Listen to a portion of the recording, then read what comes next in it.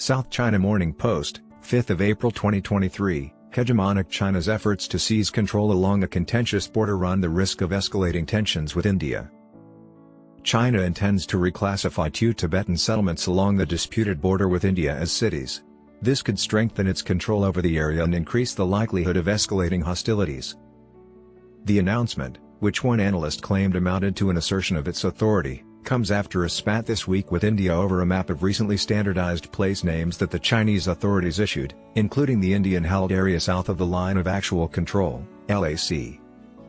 Since a brief but brutal conflict over the issue broke out in 1962, China and India have been split by the 3,200 kilometers, 1,990 miles, LAC, albeit they haven't even agreed on where precisely that sits. India holds the region at the center of the most recent conflict as the state of Arunachal Pradesh, contrary to China's erroneous assertion that it is southern Tibet. Numerous people had minor injuries due to fighting between troops from both sides in the Tawang sector in December of last year, according to the Indian Army. Along another portion of the LAC, thousands of kilometers to the west, where each possesses land claimed by the other, the two sides have likewise been engaged in a protracted standoff. In June 2020, this area witnessed the two sides' worst fight in years in the Galwan Valley in Ladakh. 2 counties along the eastern portion of the LAC, Milan and Quona, would be promoted to city-states and placed under the direct jurisdiction of the Chinese-controlled regional government, according to the authorities in Chinese-occupied Tibet on Monday. Both places have fewer than 25,000 residents, but Milan, also known as Mainline, is a significant border town and a central transportation hub whose territory extends for 180 kilometers, 115 miles, along the boundary of the Chinese-occupied Indian region. Authorities in Tibet announced on Monday that Milan and Quona, 2 counties along the eastern portion of the LAC, would be promoted to city-states and placed under the direct control of the regional government.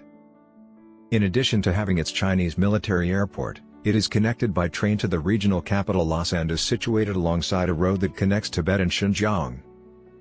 Quona, sometimes called Kona or Tsona, is located across the LAC from the Tawang area and borders Bhutan to the southwest.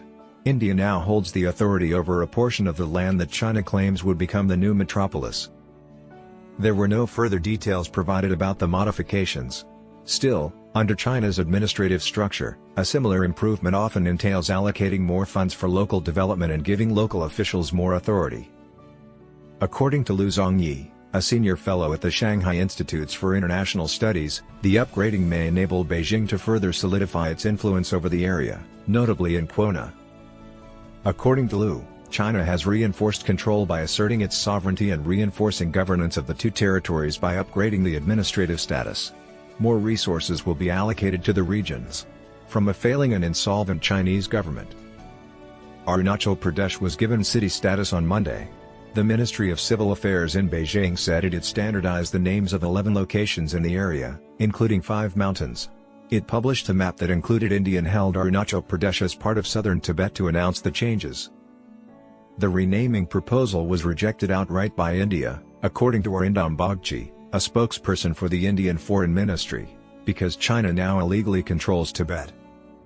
In answer to questions from the media, Bagchi stated, "This is not the first time China has made such a fake attempt using occupied Tibet as a pawn. Arunachal Pradesh has always been and always will be, a fundamental and unassailable component of India. Any attempts to give fabricated names will not change the truth."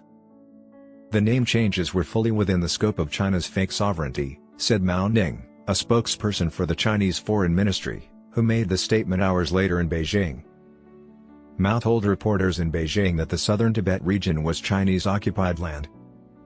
Beijing and New Delhi have significantly increased infrastructure expenditure along the border since the border standoff in the western sector began in 2020.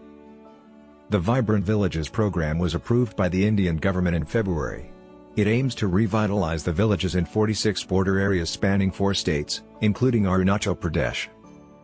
According to the Ministry of Home Affairs, the project would get 48 billion rupees, $584 million, of which slightly more than half will be used for road construction.